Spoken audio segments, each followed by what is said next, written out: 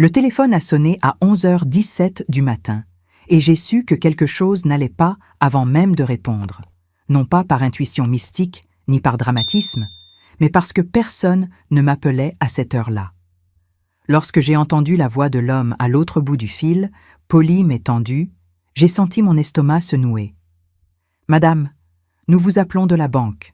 Je crois que ce n'est pas vous. Votre mari est ici maintenant, avec une femme qui vous est identique. » J'ai ri par réflexe, un rire bref, nerveux. « C'est impossible, ai-je répondu.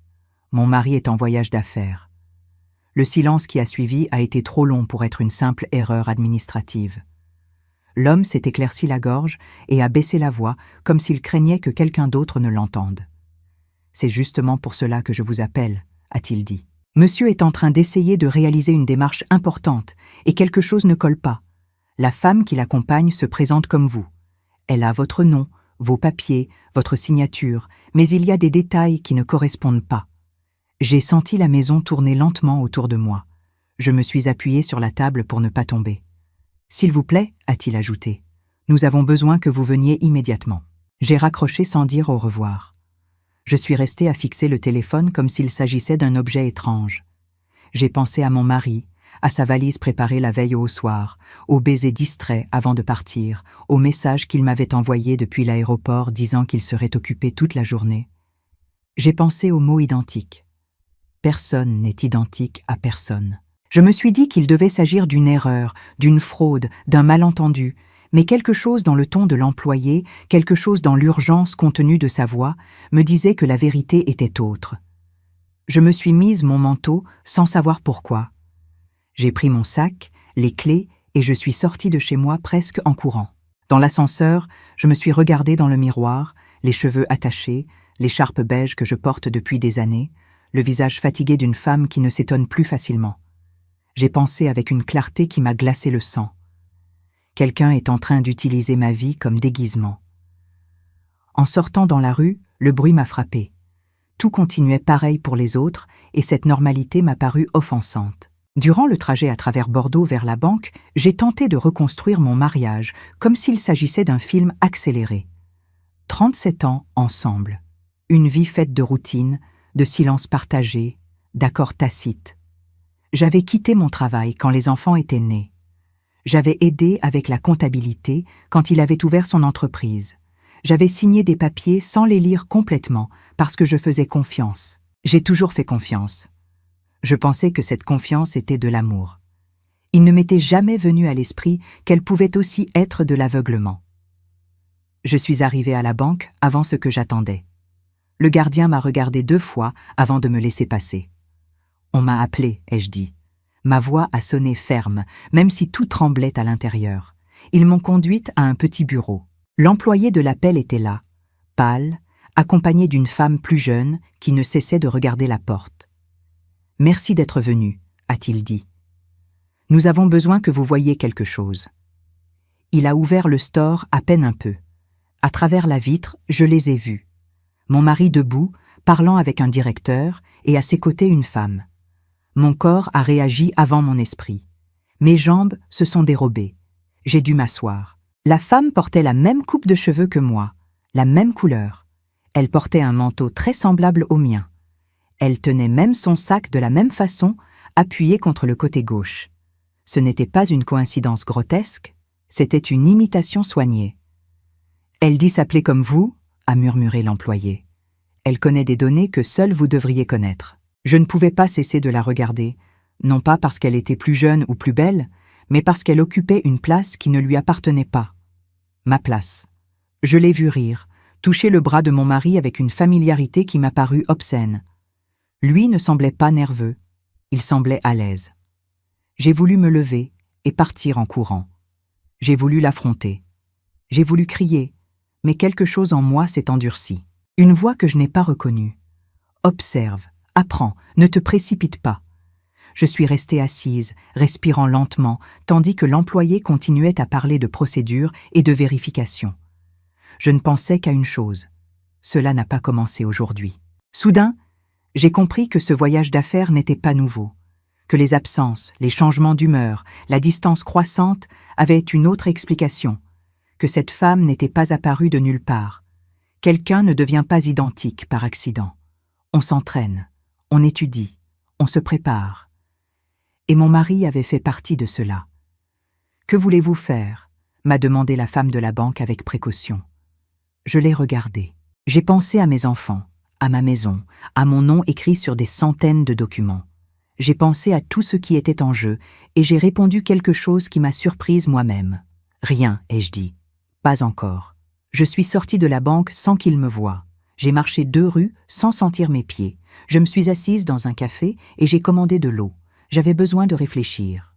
Si j'entrais là-bas comme une épouse trahie, il se défendrait, nierait, mentirait. Mais si je restais silencieuse un peu plus, si je le laissais continuer à croire que son mensonge fonctionnait, il commettrait des erreurs. Mais avant de continuer, vérifiez si vous êtes déjà abonné à la chaîne et dites-nous en commentaire de quelle ville ou pays vous nous regardez. Nous aimons beaucoup savoir jusqu'où nos histoires voyagent. Je suis rentrée chez moi sans confronter personne.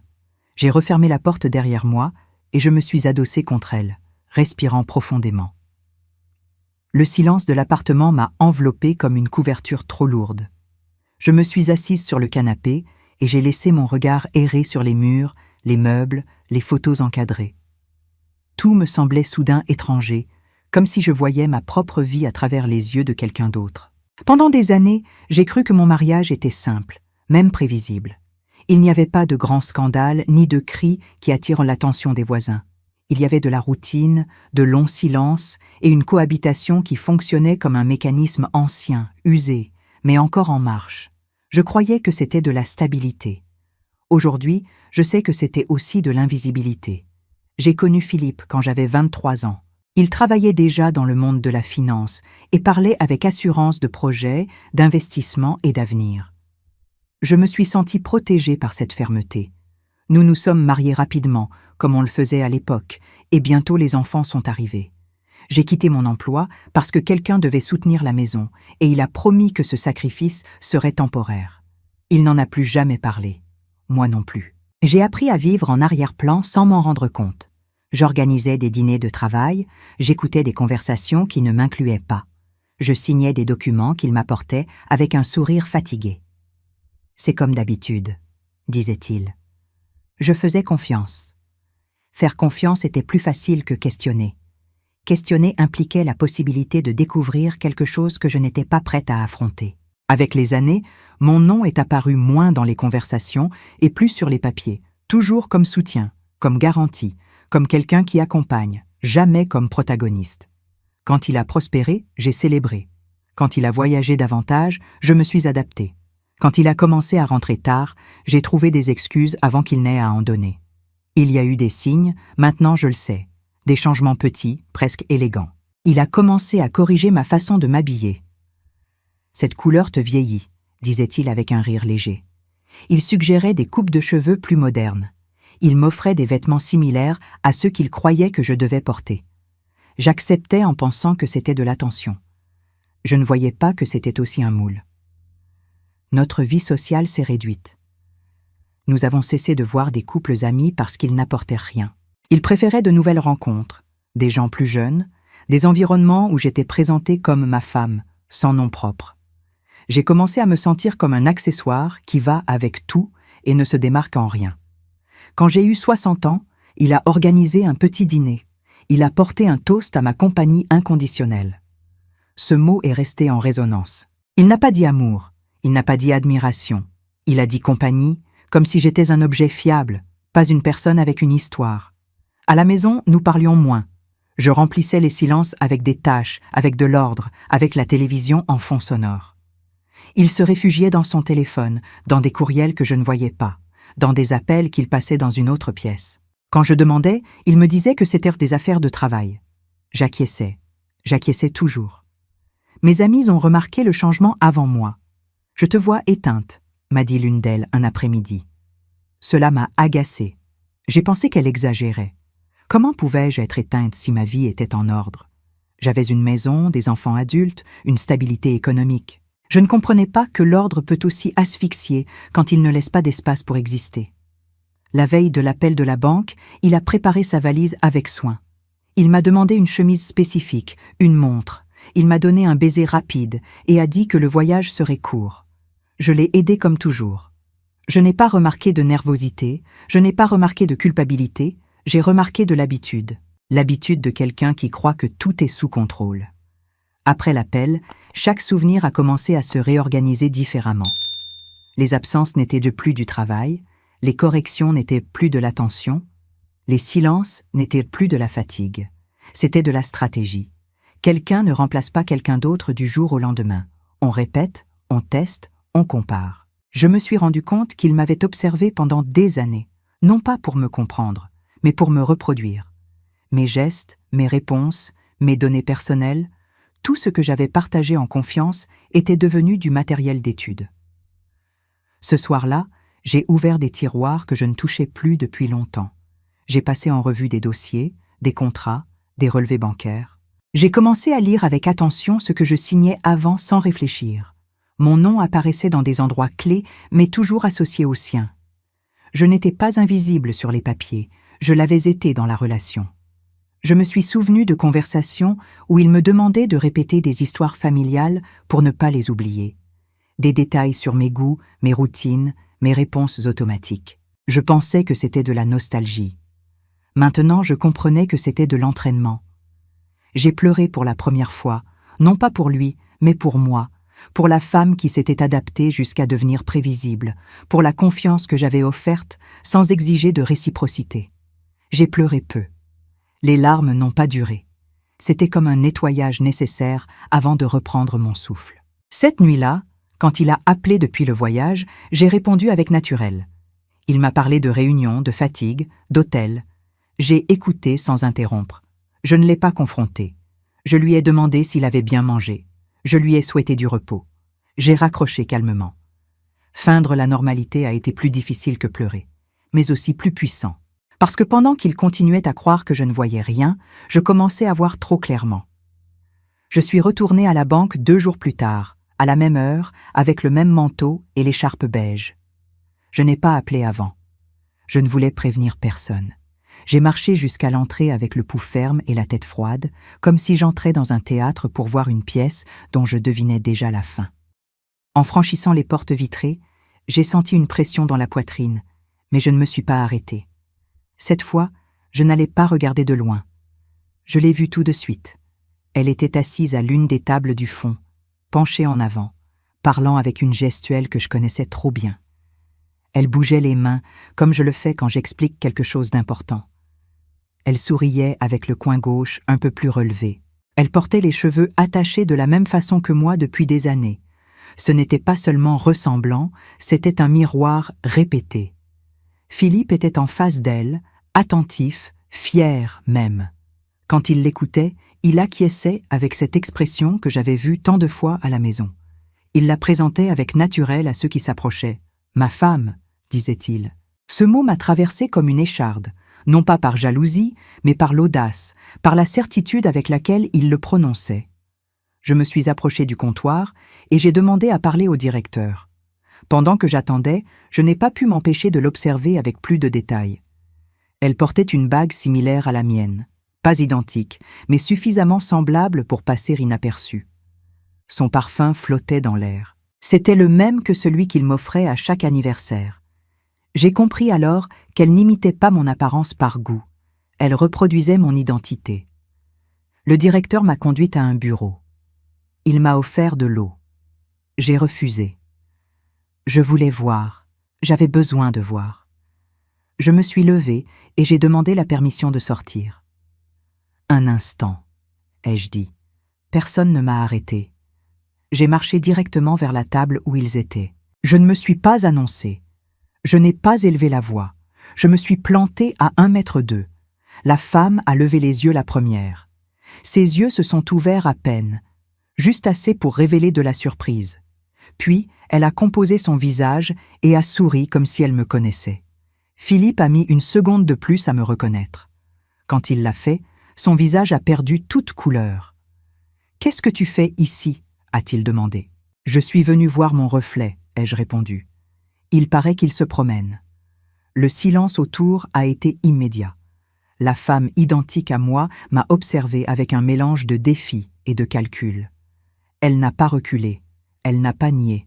Elle a soutenu mon regard comme quelqu'un qui a répété ce moment. « Il doit y avoir une confusion », a-t-elle dit avec mon même ton poli. « Je suis son épouse. »« Non », ai-je répondu. « Tu es son mensonge. » Philippe a tenté de s'interposer. « Parlons dehors », a-t-il dit. « Ce n'est pas l'endroit. L'endroit est parfait, ai-je répliqué. Parce qu'ici, il y a les papiers. Le directeur s'est approché, nerveux. J'ai levé la main. « Tranquille, ai-je dit. Je veux juste confirmer quelque chose. » J'ai regardé la femme. « Dis-moi, lui ai-je demandé. Quel est le deuxième prénom de ma mère ?» Elle a cligné des yeux, a regardé Philippe. Il a baissé la vue. « Je n'ai pas à répondre, a-t-elle dit. « Exactement, ai-je répondu, parce que tu n'es pas moi. » La tension est devenue épaisse. Certaines personnes faisaient semblant de ne pas écouter. D'autres observaient sans dissimuler. J'ai senti un calme étrange, presque clinique. Il n'y avait pas de colère, il y avait de la précision. « Depuis combien de temps t'entraînes-tu à être moi ?» ai-je demandé. Elle a serré les lèvres. « Tu ne sais rien, a-t-elle dit. Je sais suffisamment, ai-je répliqué. Je sais que quelqu'un ne copie pas des habitudes, des gestes et des souvenirs par hasard. Philippe a fait un pas en avant. « Ça suffit, a-t-il ordonné. Tu exagères. » Exagérer serait de dire que je suis folle, ai-je répondu. Ceci, c'est nommer ce que je vois. Le directeur a demandé de passer au bureau. J'ai acquiescé. Nous sommes entrés tous les quatre. Ils ont fermé la porte. L'air était chargé. Je me suis assise. Eux sont restés debout. « Expliquez », a demandé le directeur en regardant Philippe. Il a parlé d'erreurs administratives, de coïncidences, de démarches urgentes. La femme acquiesçait avec discipline. Je les ai laissés parler. Quand ils ont terminé, j'ai sorti de mon sac un dossier. « Voici mes documents », ai-je dit, « et voici mes signatures. » Je les ai comparées avec les siennes. Elles ne coïncidaient pas tout à fait. Il y avait de la pratique, mais pas d'histoire. « Ceci, ai-je continué, n'est pas improvisé. C'est un plan. » La femme m'a regardé avec mépris. « Tu n'es pas si spécial, a-t-elle dit. Tu étais juste le moule le plus commode. » Cette phrase a fait mal, mais elle a aussi tout éclairci. « Merci, ai-je répondu. Tu viens de confirmer ce dont j'avais besoin. » Le directeur a pris note. Philippe s'est pris la tête dans les mains. La femme identique à moi a croisé les bras, défiant. « Je n'ai pas fini, ai-je ajouté. Je veux savoir qui t'a présenté à lui. » Elle a souri en penchant la tête. « C'est lui qui m'a trouvé, a-t-elle dit, parce qu'il t'avait étudié pendant des années. » Philippe a levé les yeux, horrifié. « Tais-toi, a-t-il murmuré. « Non, a-t-elle répondu. Il est trop tard. » J'ai compris alors que l'usurpation n'était pas seulement financière, elle était émotionnelle. Il avait cherché une version de moi sans mémoire, sans réclamation, sans histoire. Une copie obéissante. « Sais-tu ce qui est le pire ?» ai-je dit à Philippe. « Ce n'est pas que tu m'aies trompé, c'est que tu as cru que j'étais remplaçable. » Il n'a pas répondu. Le directeur a annoncé que la démarche était suspendue, qu'il y aurait une enquête. J'ai acquiescé. Je me suis levée. « Je m'en vais, ai-je dit. Vous pouvez rester avec votre théâtre. » Je suis sortie sans regarder en arrière. Dans le couloir, mes jambes ont tremblé. Je me suis appuyée contre le mur et j'ai respiré. J'avais vu suffisamment. Le reflet n'était pas le mien. C'était un miroir brisé. Cette nuit-là, je n'ai pas dormi. Non pas parce que la douleur me maintenait éveillée, mais parce que mon esprit a commencé à ordonner des pièces qui traînaient depuis des années. La scène de la banque se répétait encore et encore, mais non plus comme une blessure ouverte, mais comme une preuve. Chaque geste, chaque mot, chaque silence de Philippe acquérait maintenant un sens différent, presque mathématique. Ce n'était pas le chaos, c'était un plan. Je suis rentrée chez moi passé minuit. J'ai laissé le manteau sur la chaise et je me suis assise à la table de la salle à manger avec le dossier ouvert devant moi. J'ai allumé la petite lampe, celle que j'utilisais toujours pour lire, et j'ai commencé à réviser des papiers qui pendant des années avaient été là sans que je ne les regarde vraiment. Relevés bancaires, contrats, police d'assurance, annexes. Mon nom apparaissait fréquemment, mais presque toujours accompagné du sien, comme si mon identité avait besoin de permission pour exister. Je me suis souvenu combien de fois j'avais signé des documents sans les lire complètement. « Fais confiance », me disait-il. Ce n'est qu'une formalité. Je faisais confiance. Maintenant, je comprenais que la confiance avait été son outil préféré, non pas pour me protéger, mais pour se déplacer sans être vu. J'ai trouvé des mouvements bancaires que je ne reconnaissais pas. Petits au début, presque invisibles, puis plus fréquents. Des comptes ouverts, à des horaires où j'étais occupée avec la maison ou avec les petits-enfants. Des transferts justifiés comme dépenses opérationnelles. Rien ne criait fraude, mais tout murmurait duplicité. J'ai ouvert le tiroir où je gardais ma documentation personnelle. Mon passeport était là, ma carte d'identité aussi, mais quelque chose manquait. Le document que j'avais toujours porté dans mon portefeuille n'était pas là. J'ai senti un froid me parcourir l'échine. Je ne l'avais pas perdu. Quelqu'un l'avait pris. Quelqu'un qui savait exactement où chercher. Je me suis levée et je suis allée dans la chambre. J'ai fouillé l'armoire de Philippe. Entre des chemises et des costumes, j'ai trouvé un dossier identique au mien. À l'intérieur, il y avait des copies de mes documents, des photographies scannées, des signatures pratiquées. Ce n'était pas de l'improvisation, c'était de la répétition. Chaque copie était ordonnée, étiquetée, perfectionnée. Je me suis assise sur le lit avec ce dossier dans les mains. J'ai pensé à la femme identique à moi, à sa façon de parler, à son assurance. Ce n'était pas seulement sa maîtresse, c'était sa complice. Et ensemble, ils avaient construit une version parallèle de ma vie, une où je ne posais pas de questions. J'ai continué à réviser des courriels imprimés, des conversations brèves, des instructions. Il lui expliquait des détails de mon histoire familiale, des dates importantes, des noms que seule une personne proche connaîtrait. Je me suis rendu compte que pendant des années, j'avais raconté ma vie comme on laisse des miettes sur le chemin, sans imaginer que quelqu'un les ramasserait pour me remplacer. Je n'ai pas pleuré. La colère était là, oui, mais elle ne me dominait pas. Quelque chose de plus fort commençait à prendre forme. Lucidité. J'ai compris que Philippe ne m'avait pas trahi par impulsion ni par passion. Il l'avait fait par convenance, parce qu'il avait cessé de me voir comme une personne et avait commencé à me voir comme un obstacle gérable. Au lever du jour, j'ai fait du café et je me suis assise de nouveau à la table. J'ai pris une feuille blanche et j'ai écrit une liste. Non pas de reproches, mais de faits.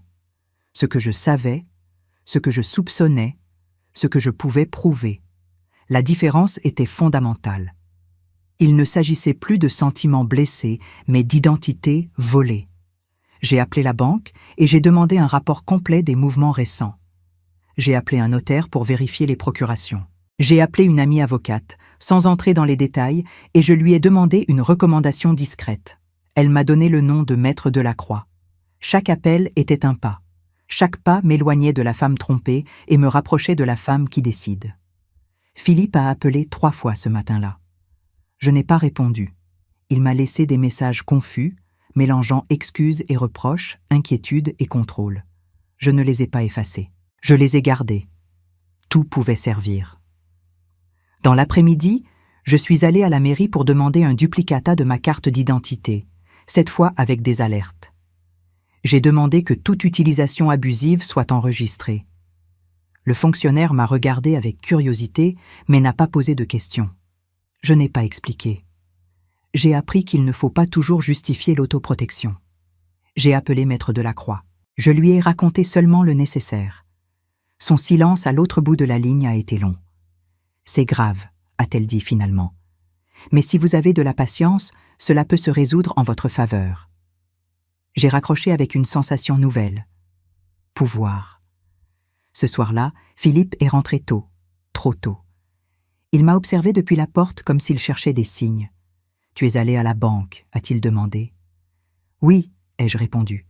Ils m'ont appelé. Il a avalé sa salive. « Il s'est passé quelque chose ?»« Rien qui ne doive pas se passer », ai-je dit. Il s'est assis en face de moi, nerveux. « Tu es différente », a-t-il murmuré. « J'ai toujours été ainsi », ai-je répondu. « C'est juste que maintenant tu regardes. » Il n'a pas insisté. Il s'est levé et est allé dans la chambre. Je l'ai entendu parler au téléphone à voix basse, des mots coupés, de la tension. La copie n'était plus parfaite, et il le savait. Cette nuit-là, pendant qu'il dormait, j'ai révisé son téléphone. Non pas avec anxiété, mais avec méthode. J'ai trouvé des messages codés, des appels effacés, des rappels avec des faux noms. Tout était conçu pour ne pas éveiller les soupçons de quelqu'un qui ne regardait pas. Je regardais maintenant, et j'ai compris que la femme identique n'était pas le plan final. C'était l'outil. J'ai rangé toutes les preuves dans une boîte, je l'ai fermée avec soin et je l'ai laissée au fond de l'armoire. Ce n'était pas la fin, c'était le commencement. Parce que je n'improvisais plus.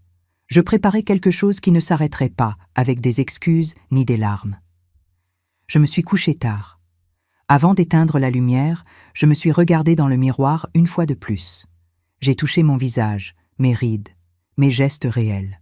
Personne ne pouvait les copier complètement. Personne ne pouvait être moi. Et pendant que je fermais les yeux, j'ai su que la plus grande erreur de Philippe n'avait pas été de me tromper. Cela avait été de me sous-estimer. Et cela aurait très bientôt des conséquences. L'erreur a été petite, si petite que si je n'avais pas été attentive, elle serait passée comme passent tant de choses dans une vie entière, sans laisser de traces. Ce n'était pas une signature importante, ni un montant scandaleux. C'était une réponse, un mot mal placé au mauvais moment. Et ce faux pas a ouvert une fissure par laquelle tout s'est effondré. L'appel est arrivé un mardi matin. Le même employé de la banque, maintenant avec un ton plus ferme, moins hésitant, m'a demandé de venir ce même après-midi. Il n'a pas dit beaucoup plus, mais ce n'était pas nécessaire. Je savais déjà que quelque chose avait changé. Quelque chose avait cessé de coller complètement. Je suis arrivé à l'heure. On m'a fait passer dans une salle de réunion spacieuse avec une longue table et de hautes fenêtres. Il y avait 3 personnes qui m'attendaient. Le directeur, l'employé qui m'avait appelé la première fois et une femme du service juridique. Personne ne souriait. « Merci d'être venu », a dit le directeur. « Nous avons besoin de votre confirmation sur un point spécifique. » J'ai acquiescé. Je me suis assise le dos droit et les mains immobiles sur la table. Elle ne tremblait plus. « Hier, » a-t-il continué, « votre mari est venu accompagné de la dame qui se présente comme vous pour autoriser une modification mineure sur un compte joint. Durant la vérification, on lui a posé une question de routine. La femme du service juridique a pris la parole. On lui a demandé une date personnelle qui figure dans le système, une donnée de sécurité. J'ai respiré profondément et j'ai demandé. Elle a mal répondu. Le silence s'est fait lourd. Ce n'était pas une erreur grave, a ajouté la femme, mais c'était incohérent avec les registres antérieurs. Et quand on lui a demandé de confirmer, elle a hésité. J'ai fermé les yeux une seconde, non pas par soulagement, mais par clarté. La copie avait échoué parce qu'elle ne pouvait pas porter des décennies de mémoire. « Qu'a-t-elle répondu ?» ai-je demandé. « Le nom de votre premier neveu », a dit l'employé. Elle a dit « Lucas ». Un nom qui ne figure dans aucun document antérieur. J'ai souri à peine. « Mon premier neveu s'appelle Antoine », ai-je dit, et il est né 2 ans avant que Philippe et moi ne nous marions. La femme du service juridique a pris note. La dame a dit qu'il s'appelait Lucas, a-t-elle ajouté, et qu'il était né après. Voilà, ai-je répondu. Ce n'est pas un oubli, c'est une invention. Ils ont acquiescé. Le directeur s'est penché en avant. À partir de ce moment, a-t-il dit, nous avons suspendu la démarche et activé le protocole de vérification avancée. Nous avons trouvé d'autres incohérences. Signatures avec une pression différente, variations minimes dans la calligraphie, différences dans les réponses spontanées. Philippe était présent, ai-je demandé. Oui, a-t-il répondu. Il a tenté d'intervenir. Il a dit que vous étiez confuse ces derniers temps.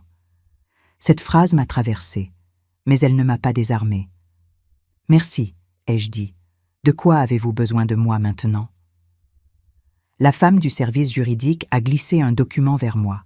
Votre présence pour une confrontation formelle, a-t-elle expliqué. Avec registre, témoins et procès-verbaux. Nous voulons faire cela correctement. J'ai regardé le papier. Je l'ai lu avec attention. Je n'ai pas signé immédiatement.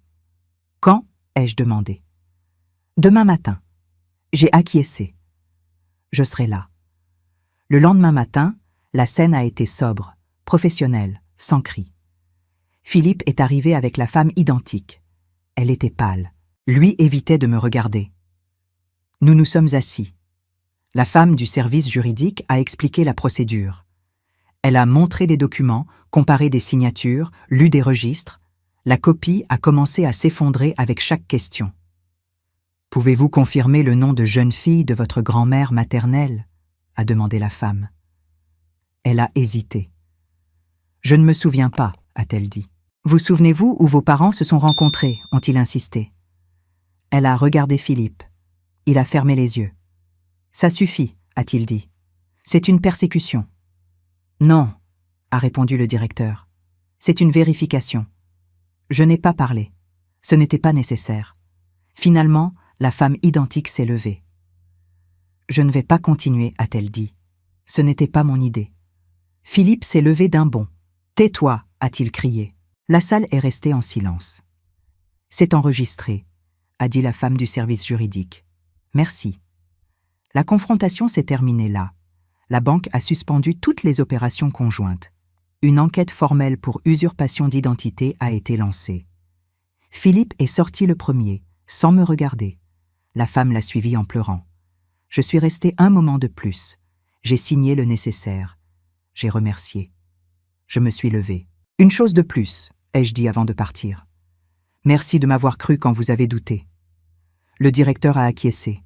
« Merci pour votre patience », a-t-il répondu. Ce n'est pas commun. Je suis sorti dans la rue et j'ai respiré profondément. L'air m'a semblé différent, plus léger. L'erreur qui les a trahis n'a pas été la mauvaise réponse. Cela a été de croire qu'une vie peut se copier sans conséquence. Cela a été de penser que je ne remarquerais pas la différence entre l'appris et le vécu. J'ai marché lentement. Je ne sentais pas d'euphorie. Je sentais une clôture. Je savais qu'il manquait encore la vérité complète, mais le chemin était déjà tracé. Et pendant que j'avançais, j'ai compris quelque chose que je n'oublierai jamais. Personne ne peut soutenir un mensonge quand la vérité décide de se présenter avec patience. Je suis rentré chez moi seul cet après-midi-là, non pas parce qu'il n'y avait personne disposé à m'accompagner, mais parce que j'avais besoin de franchir ce seuil sans témoin. J'ai ouvert la porte lentement, comme si le geste avait un poids symbolique que je ne voulais pas gaspiller. Le silence m'a accueilli sans hostilité. Ce n'était pas le silence d'avant, chargé de choses non dites, mais un nouveau, propre, presque respectueux. J'ai laissé mon sac sur la table et je suis resté debout au centre du salon, respirant. Pendant des années, cet espace avait été un territoire étranger, même en étant le mien.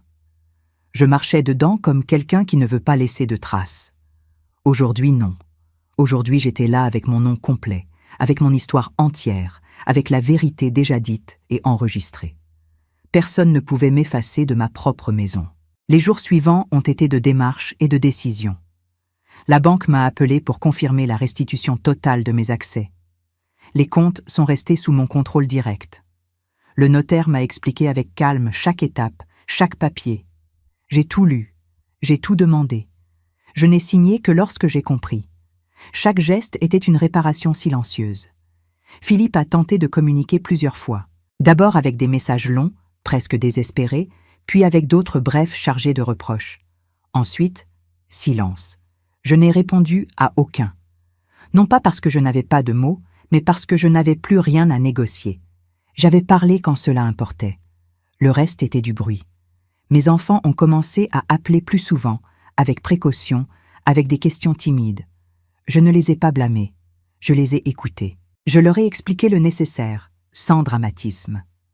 Je n'avais pas besoin qu'ils prennent parti, seulement qu'ils comprennent que leur mère n'était pas un objet interchangeable. J'ai vu dans leur voix quelque chose de nouveau, du respect. Non pas le respect automatique de la figure maternelle, mais le respect réel que l'on a pour quelqu'un qui se tient debout.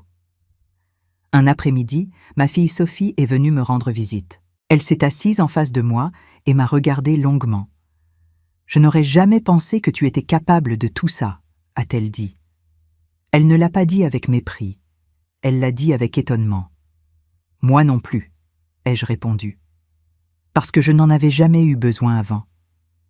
Elle a acquiescé avec les yeux brillants. « Je suis heureuse que tu l'aies fait », a-t-elle murmuré. Cette phrase simple et tardive a fermé quelque chose en moi. La femme identique a disparu de ma vie comme elle était apparue, sans nom propre. J'ai su par la suite qu'elle avait tenté de se justifier, qu'elle disait avoir été manipulée. Peut-être était-ce vrai, peut-être pas. Il ne m'appartenait pas de la juger. Elle avait choisi d'être une copie. J'avais choisi de redevenir original. Le processus légal a avancé.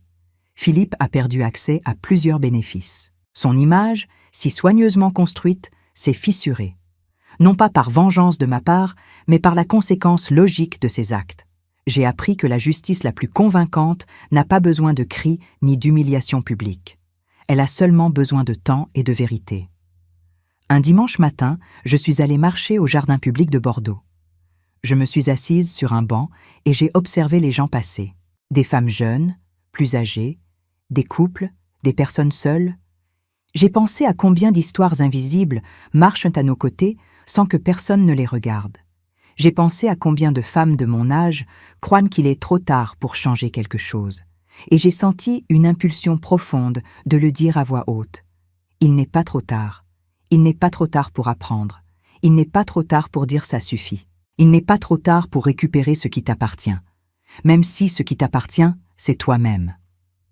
Quand je suis rentrée chez moi, j'ai ouvert les fenêtres et j'ai laissé entrer l'air. Je me suis regardée dans le miroir du couloir.